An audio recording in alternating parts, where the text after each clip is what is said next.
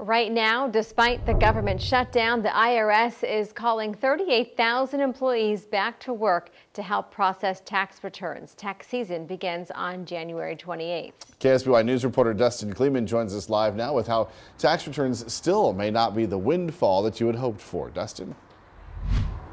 Good evening, Richard and Karina. Possibly not. 11 days until tax season starts up. Places like H&R Block are going to be busy, and you're going to see some changes in your 1040. Now, the tax overhaul of 2017 did a lot of different things. It changed the tax brackets for some. It expanded the child credit. It also doubled the standard deduction for married couples.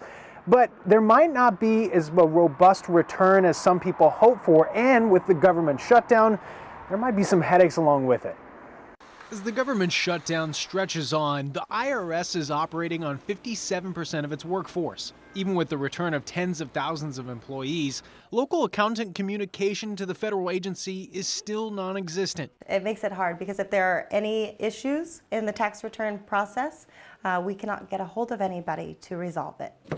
The IRS doesn't have other functions up and running either, like return examinations, non-automated collections, legal counsel, and audits. Meaning people could massage the truth on their filings, but also be open to fraudulent tax returns. It concerns me a little more so since there's not anybody there to check the red flags that come up. The agency says it will waive the penalty for those who paid at least 85% of their tax liability for 2018.